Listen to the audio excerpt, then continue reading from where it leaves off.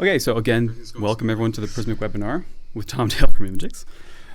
Today, we're going to be going over our one-year partnership anniversary here between Prismic and Imagex. I'm appreciating that Tom has the Prismic T-shirt on today. What do we do? Then talk a little bit about Imagex and what you guys do, and how our partnership basically makes it kind of easy for a ton of developers and content editors to edit great websites, make it available very, very quickly, and have performing websites. So that being said, we're gonna introduce the speakers. So we got Tom Dale. Tom, can you tell us a little bit more about yourself? Yes, at Imagex, and I've been there for over 5 years. So I'm sure you know in the tech world that means I must really hate it there, and I just can't find another job, right? But so of working with customers, I actually do love working with Nuxt and coding and doing in Vue. I also recently have two children, so 1 and 3. So that makes life extra fun, I think, during COVID, right? And actually, since I was a young boy, I've been brewing beer at home. I always found that kind of a great way to, you know, enjoy beer for a cheaper price, and it's actually surprisingly very good and fun, and learn some chemistry. So yeah, and I think as you can see from my picture, I do enjoy Star Wars as well.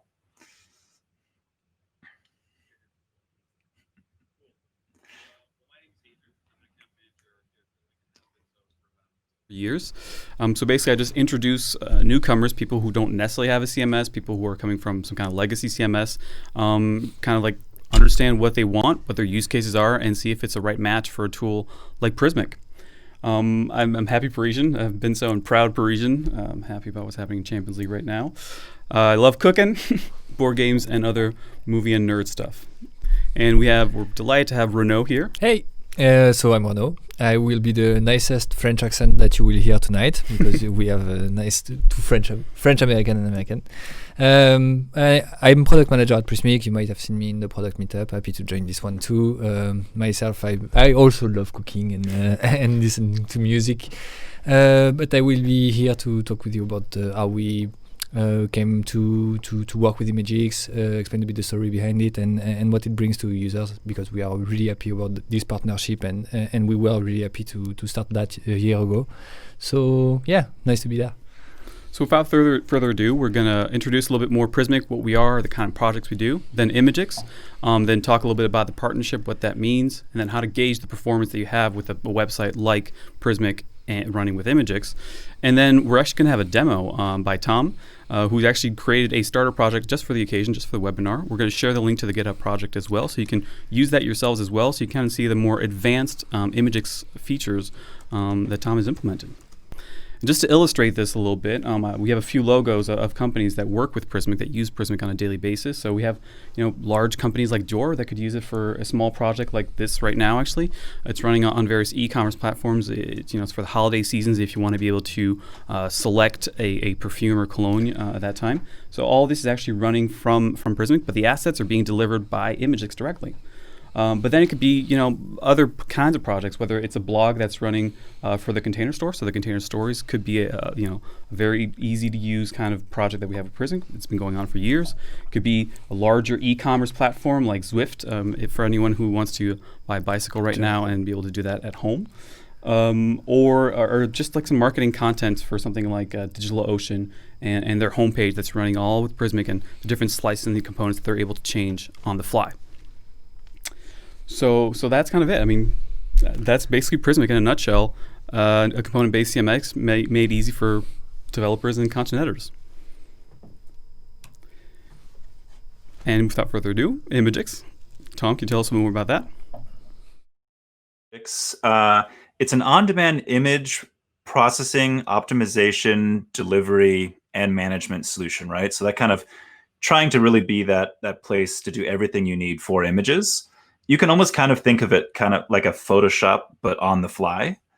That being said, you're just adding APIs to the end of the URL, and that's literally, on the fly, changing that image, making it whatever size you need, whatever format, and doing all the additional stuff, watermarks, text.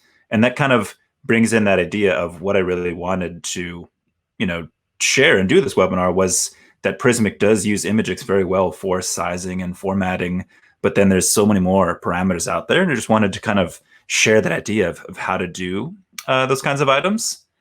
So Imagex is located in San Francisco. We were a YC Combinator back in 2011, and I hope that shares a decent amount. I mean, I kind of feel like the focus may be a little bit more on you guys for Prismic, but it's always good to kind of share a little bit more about what Imagex is. Absolutely. No, great to get that context and to know like where you come from and all that. And so today, why are we doing this? We want to celebrate our 1 year first partnership, basically anniversary between Imagex and Prismic. And I mean, actually, Renaud was part of the team that implemented that. Yeah. And since it's now been, I think, August 2019 that it was first released in beta, and I think it was rolled out for all users. So anyone who's creating a Prismic repository today, you do get any kind of like media that you put in a Prismic repository, it's going to get delivered through Imagex directly, actually.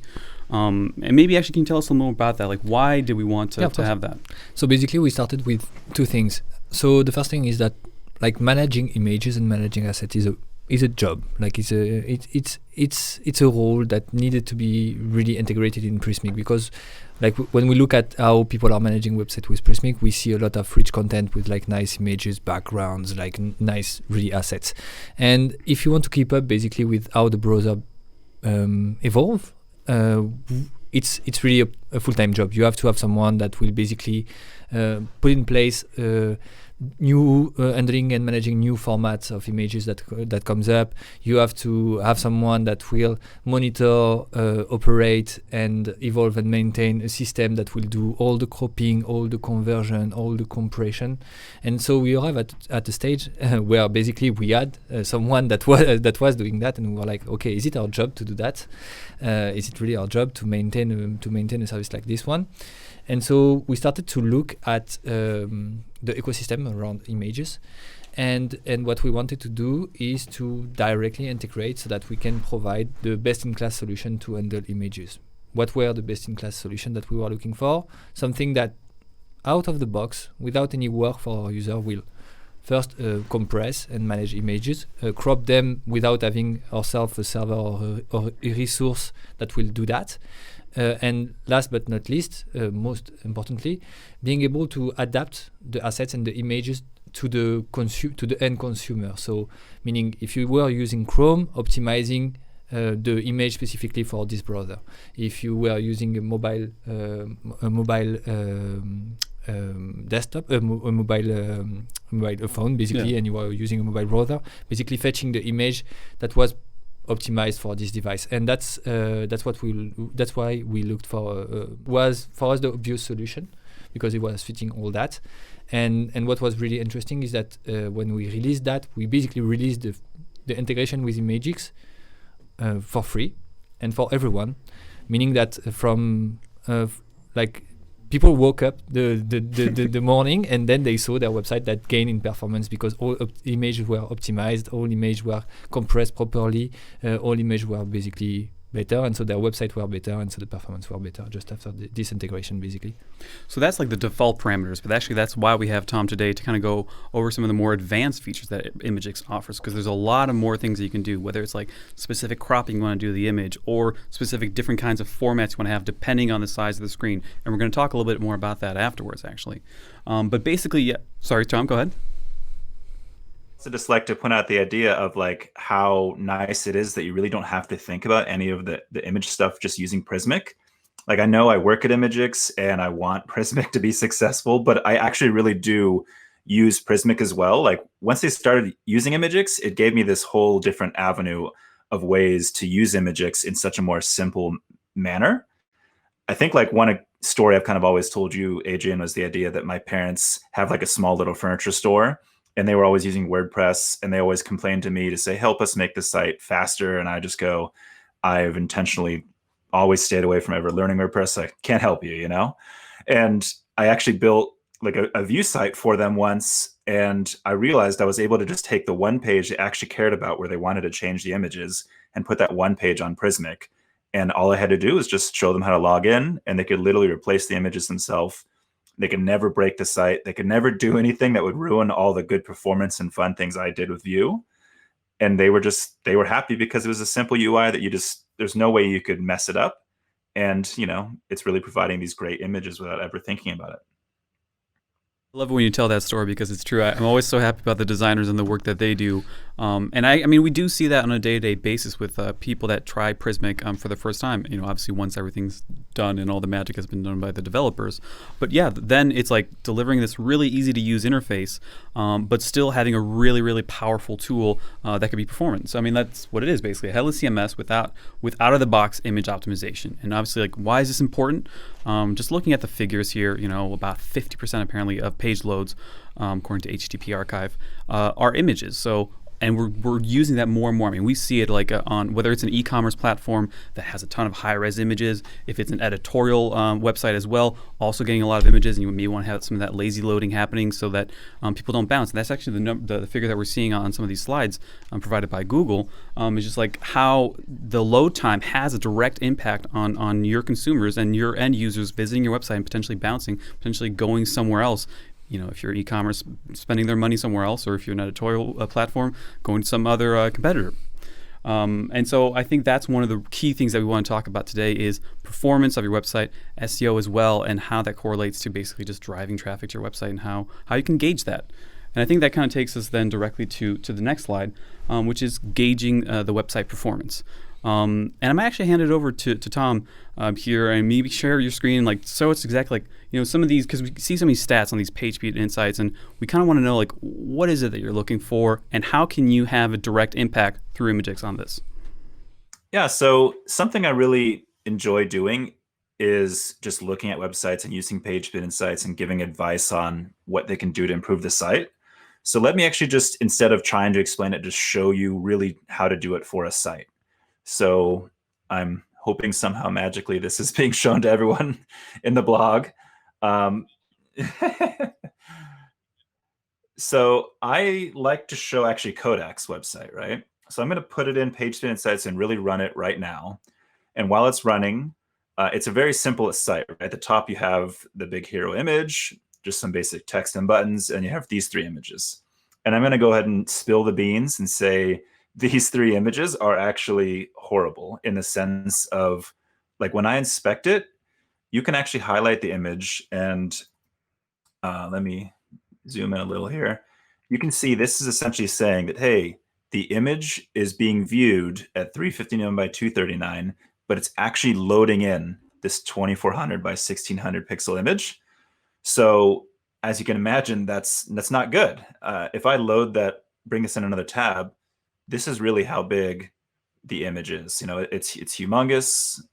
And if you look at its weight, it's 350 kilobytes. So that's like a common mistake, is that the CSS is making the images look correct, but they're actually loading in a humongous unoptimized image that's going to make this page very heavy. So when I go to like PageSpeed Insights, I'm going to start looking at what's going to tell me what's wrong with the site, right? And I'm going to go down to this section called Opportunities. And this is where it's going to tell you the key things that you should fix to improve the speed of the site. So if we look at number 2 right here, properly sized images, here are those 3 criminals we just found, right? And you can see that it is 340 kilobytes, and it really should only be like 40. And you can, so it's just like a quick way to identify these images and know that you should fix them. There's a couple regarding images as well in a page speed report. This idea of next gen format, you want it like in a WebP. Again, something that's automatically happening with Prismic. You don't even have to kind of think about it. Efficiently encoding the image, saying that just the way they encoded it isn't a good way as well. This is, again, something that's just like automatically going to happen with Imagex. So it's a great example to see some of these items in here, but also just, I think, thinking outside of images. There are other items here as well, right? Unused JavaScript, preload key requests. You're just going to see several items. And really, by using Prismic, there's probably a good chance you're going to be using some Jamstack website, right? And a Jamstack site is going to also be applying all these great practices, all this static site generation that is going to score well with Google as well. So that just kind of lines up with the idea that if you're using Prismic, you should be able to run this report pretty quickly and see what's wrong, see if there's image sizes that are wrong.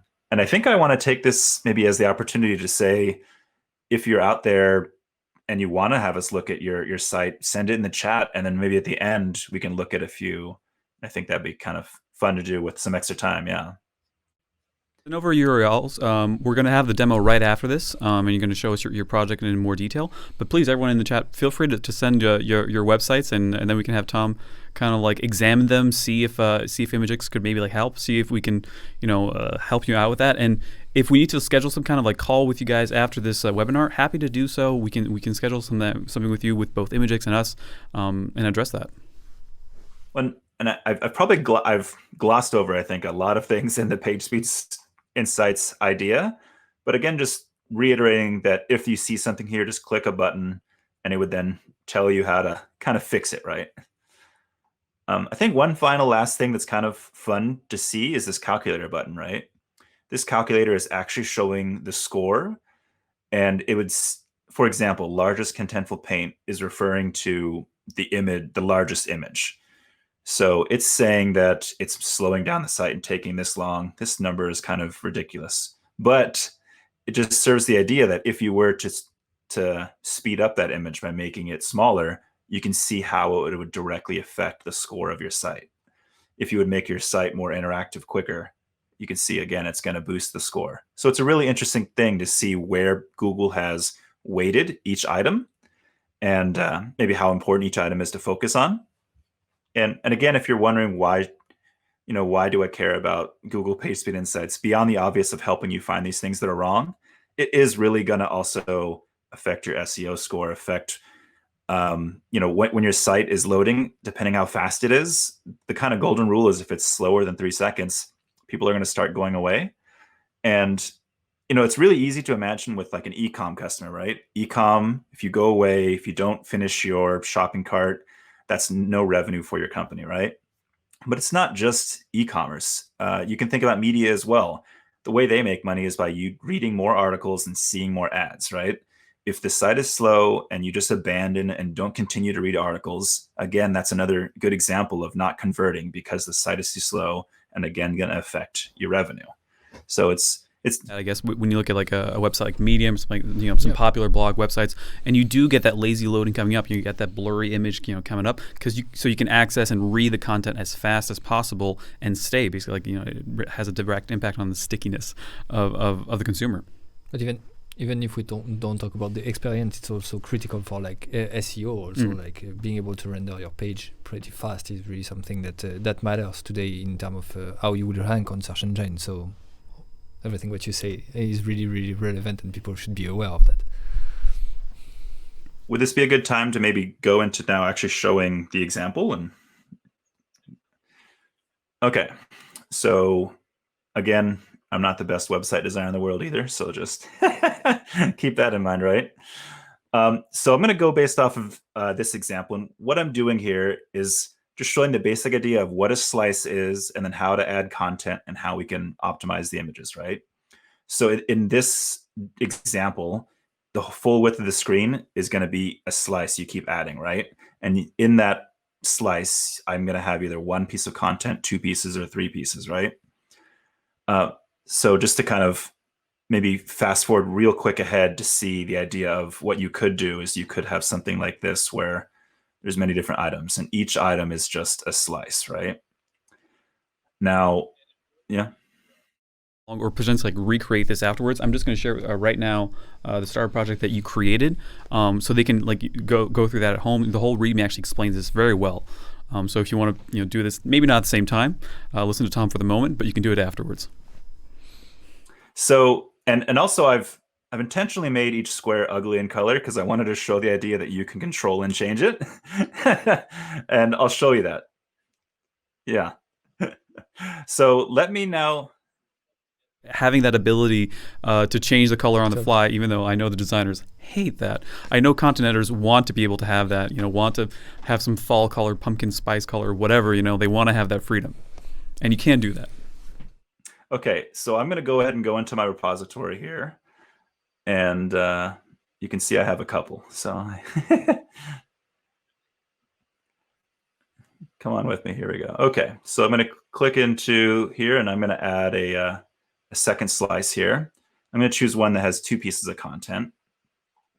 So let's bring in, I think you guys gave me a mask, right? So Prismic mask. Let's mask up in France and US.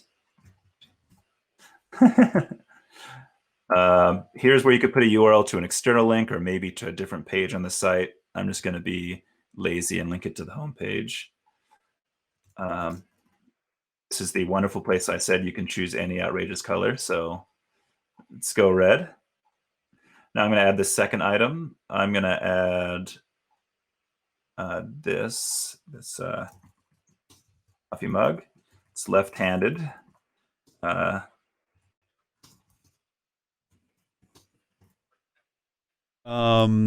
But hopefully we're going to get that fixed up. We're good. Still keep going.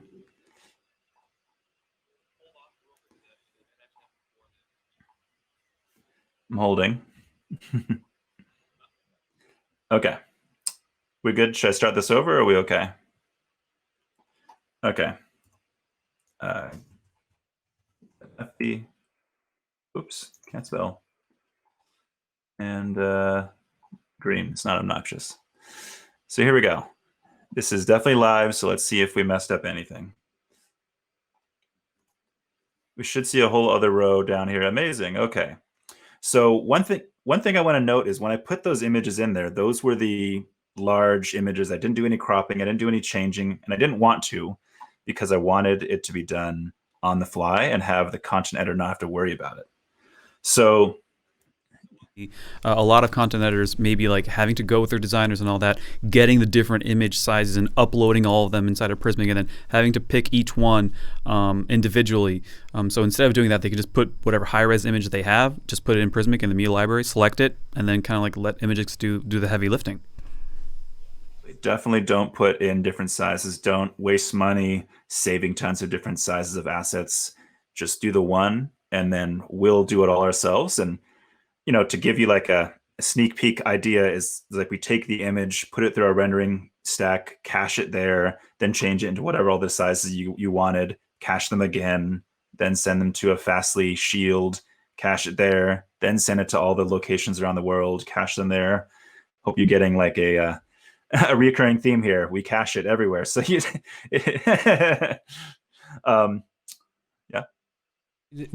I was just wanted to explain something. The way we make it work basically in the product is almost the same thing. Like when you upload an image and then you have your responsive images and you handle your cropping. It's basically we send parameters to Imagex and then you handle all the heavy lifting behind the scene without people knowing it.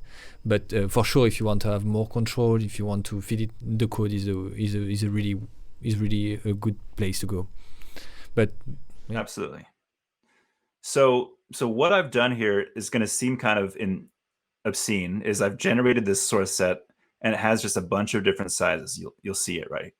And the way the kind of browser is actually pretty intelligent is it thinks about, you just tell it what size it should be, and then it's going to choose the right size. It's going to understand what kind of browser you're using. It's going to understand what DPR you're using. It's going to take all that consideration and find the right size image.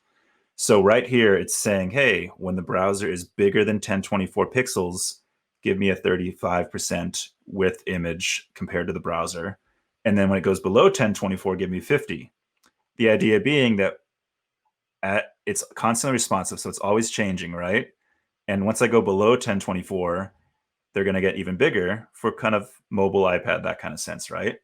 So it's constantly choosing these different sizes is what I wanted to show the idea of what's happening. And I want to show how I did that in the code here. So what I've done, I'm going to bring up the slice here.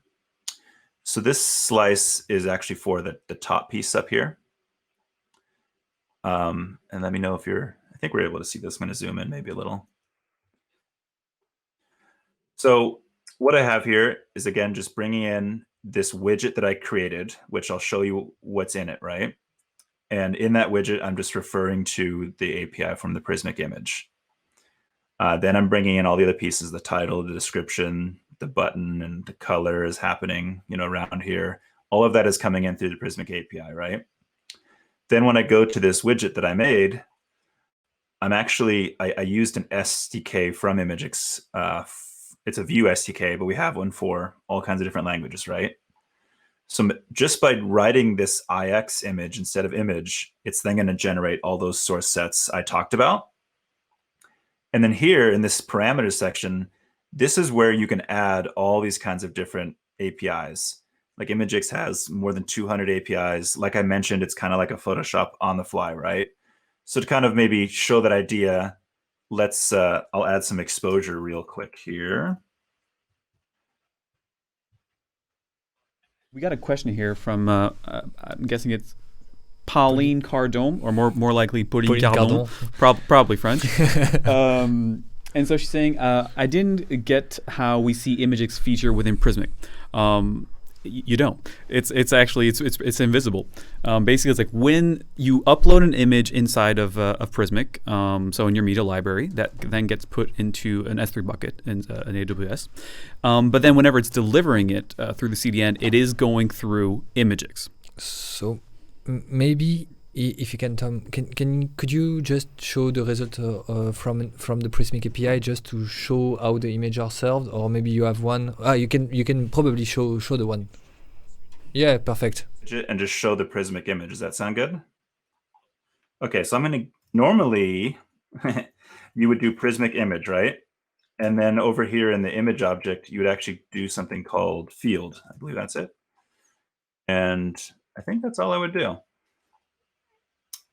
So I didn't I didn't size it. Remember, I just put the large size version in there. But you can see it's still located in here, right? And then I inspect it. So it's images, Prismic, and then it's doing this auto compression and format detection, right? Bringing in WebP, doing smart compression. And then if you want to change the sizes, you could just go in here and there's a way to do here. This is how you do it in here. Sorry. Is it in?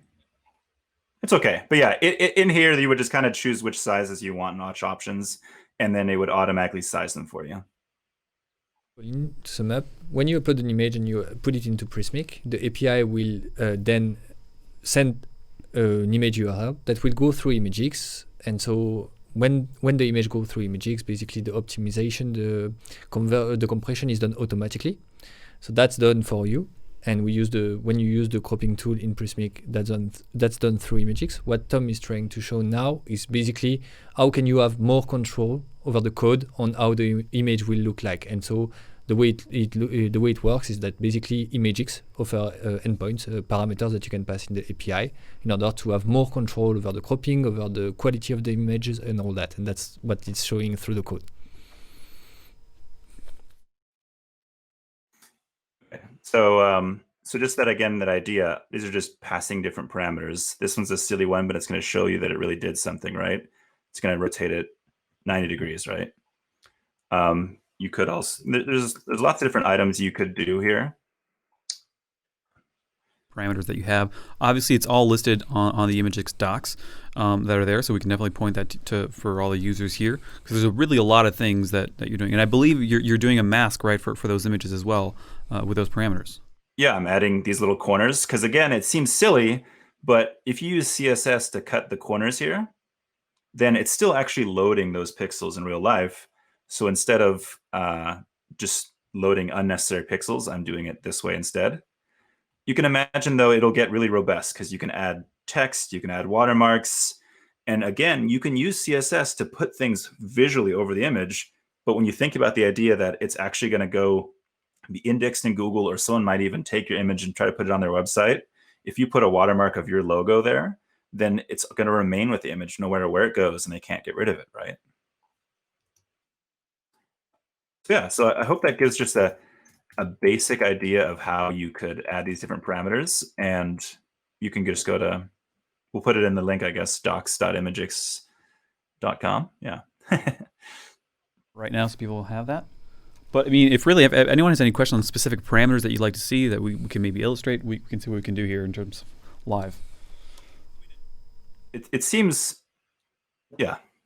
I think even a great place to like experiment with the idea of the parameters is called sandbox.imagix.com, and then you can just see examples of different ways to add emojis or text or to do anything you want. You could rasterize Adobe documents. You can do face detect. I mean, the idea of cropping too is a great thought.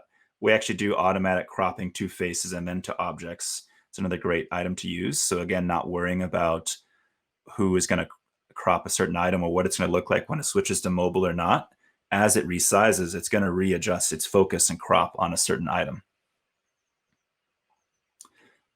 So yeah, so hopefully that gives a basic idea for how you can change it, and also easily just have this idea of responsive design as you move around. I mean, I really emphasize the idea that, you know, it's not just choosing a couple different sizes and having those served. It's having an array of sizes so you can serve every browser, every type, every option, every who knows. And That's it for the right device every time. Imagex. any money from Prismic, right? That's the best part. Well, thanks for that introduction.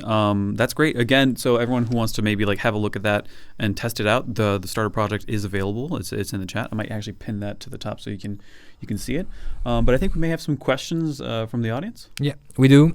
So I think it's Nikki that is asking basically, okay, how can we see that the image is basically serving WebP instead of PNG, because you seem to have uploaded the PNG, and so how can we see that this is serving WebP when you are using Chrome? I can show that right now if you want. Okay, so this mask is it has the name is PNG. Yep. So now if I inspect it with Chrome, it can go in the network tab and then just refresh. You might need to also disable the cache to have it appear. When you click on it, you'll see this is the headers. And as you go down, here we go, WebP. You know, some other things that you may not realize that's going on here is it's talking about, like, this cache control is something that Google will a lot of sites will attack and tell them they're doing bad. But Prismic by default is actually giving a cache of 1 year on this image, which is amazing. Like that means it's going to be cached for a long time and not have to go back to origins and take a long fetch to get. So that's like another place you can just see where it is going to be scoring well in Google. And even you can go down further. And so I'm located in the East San Francisco area, right? So this came from San Jose, and Burlingame is where I came from. And where you guys are, I bet it'll say whatever airport Paris is, airport code. Really, I don't know. Okay, that's a question that is more for us than for you, I would say. So Warney reported the fact that so they are working at Container Store, and they had a problem when we first roll out the feature for Imagex, because basically we passed and we continue to pass the parameter for auto compress, and so basically the images rendered, not the quality of the image that were rendered on the website didn't fit their expectation in terms of quality. So that's something that we still continue to do at the moment, by passing and auto compressing images. Though this is a complaint and feedback that we had for quite some people. So at the moment we are trying to find a solution for that, so that basically you can opt in or opt out for this feature, so that if you are not interested in compressing images and you want the image in the full quality or top quality, then you can remove basically this parameter from the writing room, so that it deletes it from the API, and that you don't have this problem anymore. Renaud, I actually did do that for this example as well. So and the idea that these were, I was thinking would be ecom style images, I removed the compress because I chose what I wanted to hear. So I could put compress and then get it added back, but by just putting the format and then even adding this sharpen mask, it's going like above and beyond to improve the quality, which is what Container Store might want to do instead. So I'm saying it's very possible when you look at this image that it doesn't have the compress in it. So they could use this crazy scheme I've done to make that happen, and I'm more than happy to show them how to do it. I've definitely shop at the Container Store. So that's I actually, physically use, because then I know I'm like really benefiting myself too secretly. So. And I know that's something that a lot of people are interested in. We had, as I said, we had the feedback a lot, and so for some people that don't know the fact that Imagex is providing nice component to manage image for React, Vue. I don't know if you support other framework, but at least those two that I know for sure, like putting those parameters is really easy to do. Some people are just looking at the image URL that we send to the API, doing some code in order to remove this specific parameter. But with your component and the open source component that you provide, it's even easier to do.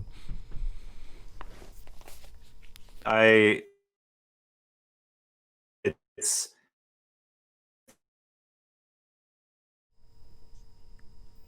Hold on, Tom. I think you're cutting out.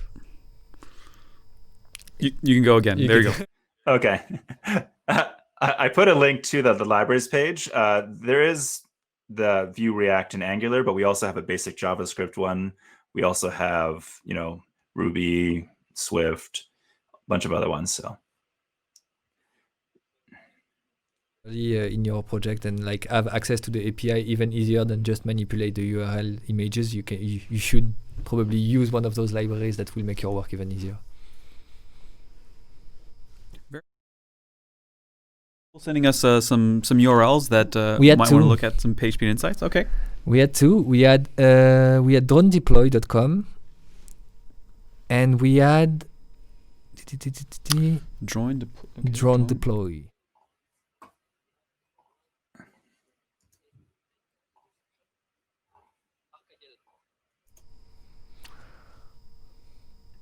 Do you want me to send it to you?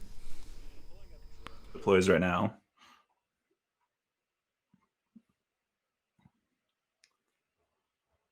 And I didn't quite hear what the other one was. Okay, go ahead with the other question.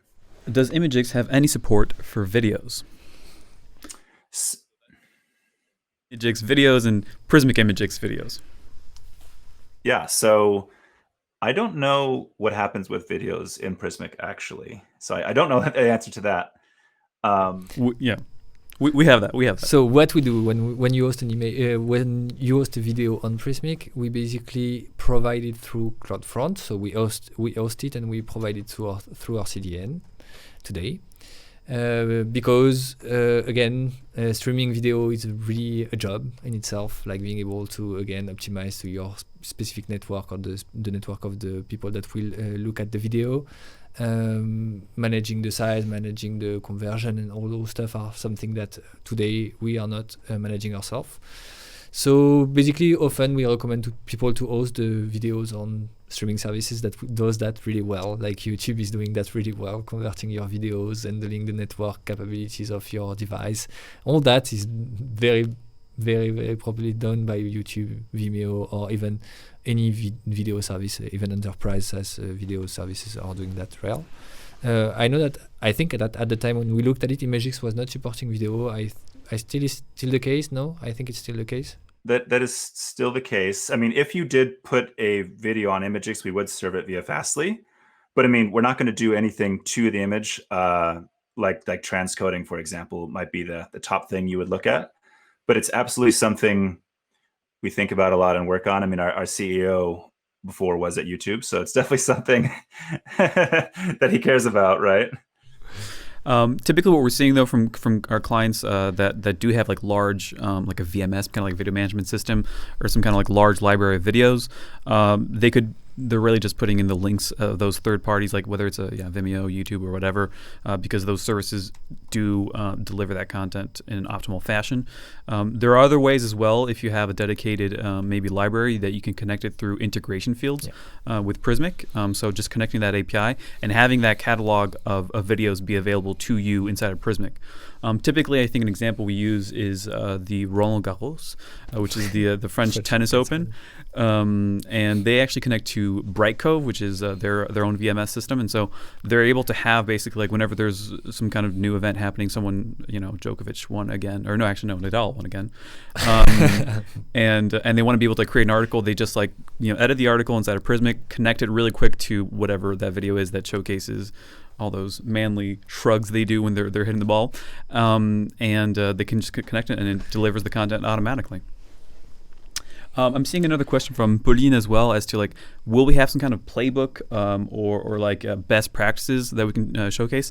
I think definitely a ton of content you'll find on Imagex there, and maybe contacting Tom directly. But thanks for that insight. We definitely can work on that and making it easier for all users. I did run the drone one, and would love to talk about it if you guys are okay for it. Okay, I've done something insane too, so I hope you're okay for that. Okay, let me bring up the page speed thing here first. Their score isn't great, so let's be nice. Scores aren't great. It's okay. So I was just going down to the opportunities, right? And just wanted to look at some of them. So the first one that immediately stands out to my mind is use video formats for animated content. And it's one of my favorite things in the world to talk about, because I literally am on a mission to kill all animated GIFs in this world. It's not that I don't enjoy the fun of them. It's just, it's not a great idea to put it on the internet. It's just not what they were meant for. This 80s style, image format wasn't meant to be animating and enjoying all our life, right? So it's talking about these GIFs. So I'm going to open one right here. And so here's the GIF, right? Now, what it's suggesting is to actually put it in a video format, which is actually what Reddit does and Instagram does and Twitter does. You don't realize all their GIFs are actually videos, but they just modify that code to make it replay and look like a GIF. So what I did is I took Drone Deploy's image and put it on Imagex, and then I put it side by side. So this one right here is the animated GIF. This one is a video. So it seems crazy, but this GIF is now 9.5 megabytes or whatever it is, right? But when I turn it into a video, it's 334. So again, I'm going to open this in another thing, and I wrote FM equals MP4 at the end. So it is actually a video. You see it now, and it's going to end, right? But in the CodePen, in the code, I actually wrote, what did I write? I wrote autoplay, loop, muted, plays in line, and put it in a video tag instead. But it's still the same GIF, the same animated GIF. I just threw on the idea of FM equals MP4 at the end. I've actually had it in my mind to do a Prismic example showing just crazy amounts of GIFs, but I haven't done it yet. But but right away, the first thing they're showing right there is that they're saying if you took these two and put them in an MP4 video format, there's lots of different ways you can do it. I think if you press this, it teaches you, but it's putting it in a video tag. And if you want to have a simple way to do it, you could just add that FM equals MP4 with Imagex. So after that, it has the idea of the images should be in next-gen formats. It'll go away for these GIFs if you turn them to MP4s, but also theoretically, there is an optimized format for a GIF. It's called an animated WebP. So that would be possible as well. You could put it on Imagex and do auto format, and it would be animated WebP.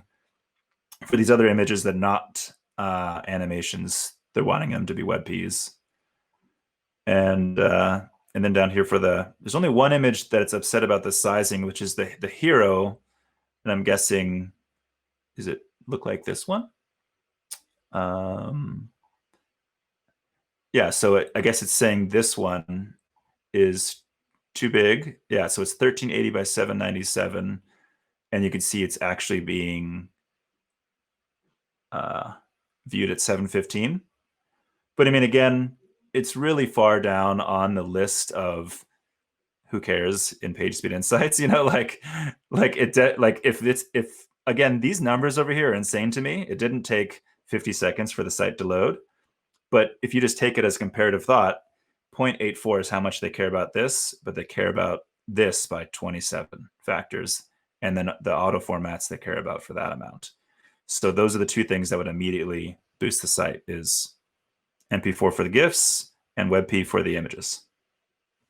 That's something that if we go back to, so I looked at the comment again and the question. So basically, I think it's Nikki that asked us to look at on deploy.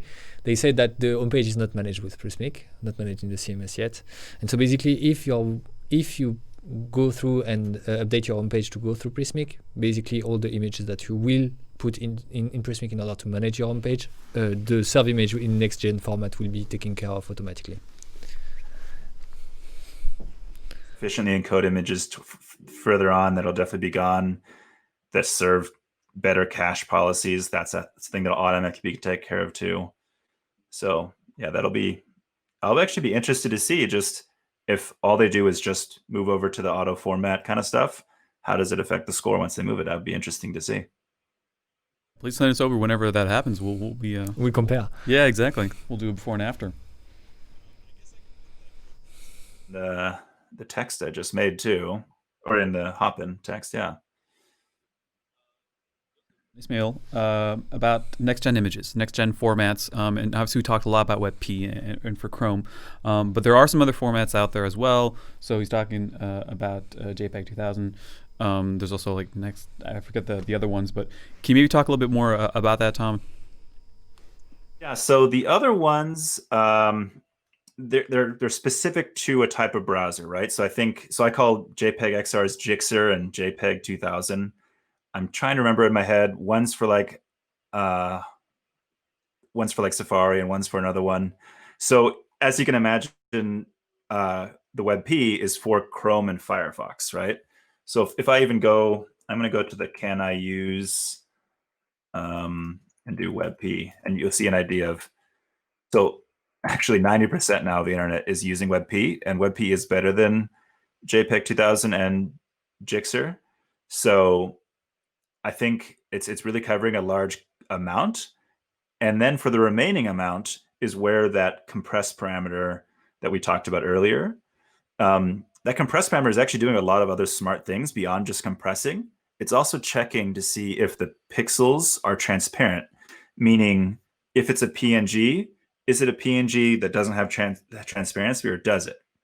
If it doesn't have transparency, it's actually going to change that into a progressive JPEG, which actually is very comparable to like a JPEG 2000 or Gixer. So instead of serving that other format that isn't serving very much of the internet anymore, we're instead defaulting to serve the progressive JPEG and intelligently change formats if there's transparent pixels or not.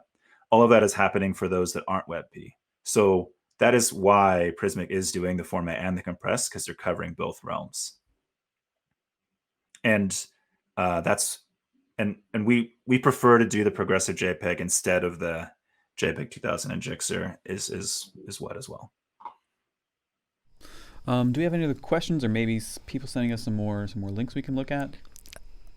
Arcadia.com. That was something that was asked.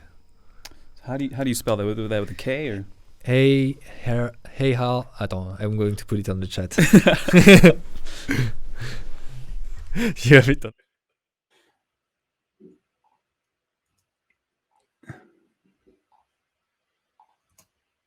Let me look on. Okay. Arcadia.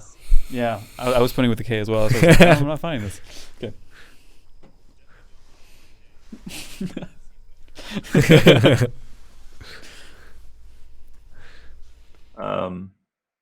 The one with the K scored a 25. Okay, sorry, I'm running the test on Arcadia here. So let's see what the page speed score comes up here. Again, immediately. It looked like it was already having lazy loading, which was good, right? And it is using Prismic on the home page. I'm wondering if it's going to say the sizing is a little. Oh no, actually no, they're doing sizing up here. So yeah, let's see what the score comes up with here. Okay, why? Okay, so okay, so it's saying for React, it actually wants you to split the bundles, and you can use something called React Lazy, and apparently that is like what's causing a major amount of the negative score, surprising. It is saying some of the images aren't the right size. So let's have a look at which ones these are. So let's figure out where this picture is on the site. Is it? Oh, it's right here.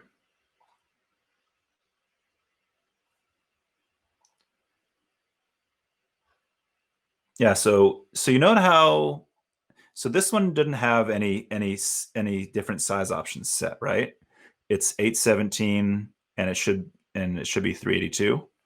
Versus when we looked at some of the higher images up here, it looked like they had chosen a bunch of different crops and size options for it at different sizes.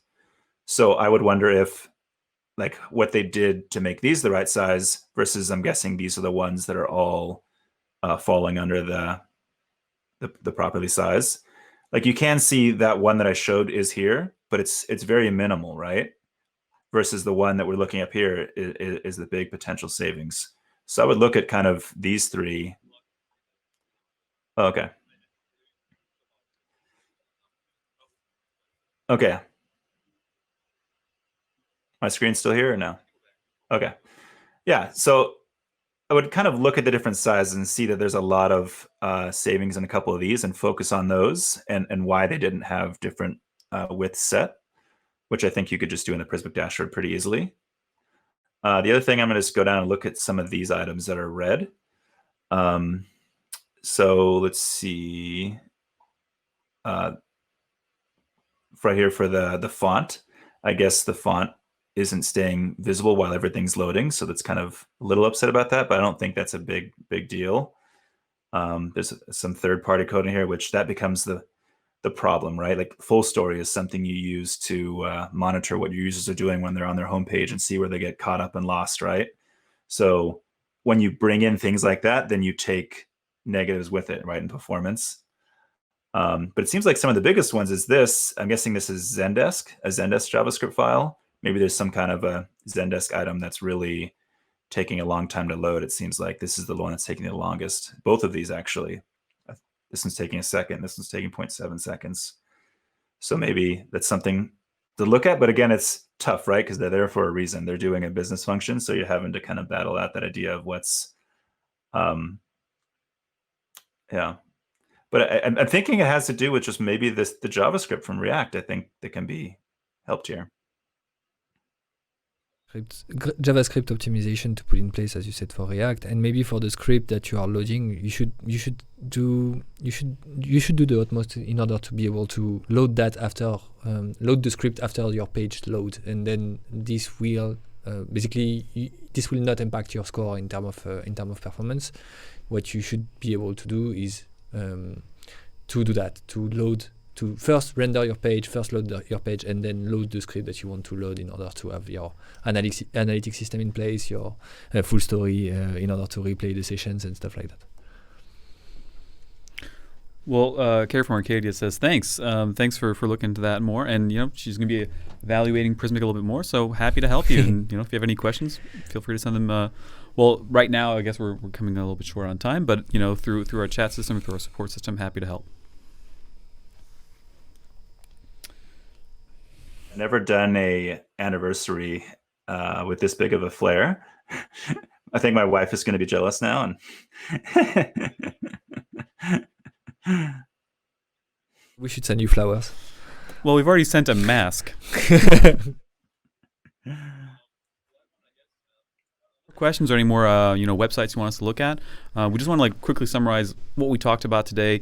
Just basically, this 1 year anniversary, this collaboration between Prismic and Imagex. So headless CMS, out of the box image delivery as fast as possible, the right asset, the right size for the right device. But it doesn't end there. There's obviously the auto compressing and auto formatting that happens there, but there's a lot of more things there. And I think that's what Tom touched on just a little bit in terms of the world of possibilities that are there. Obviously, they have more information in their docs specifically on that. But again, if you have any more questions on that, reach out to us, reach out to Tom. We'll gladly help you out. I guess at this point, thanks, gentlemen. This has been Thank you. Great hour. Be recorded. We'll have it on YouTube, so you can always see it afterwards. But I guess we'll see you next time in the next webinar. Cheers. What are we doing for the 2-year, guys? Come to Paris. Come to the studio. You beer, and we can toast to that. Yeah. In a post-COVID world, hopefully. See All right. you. Bye, everyone.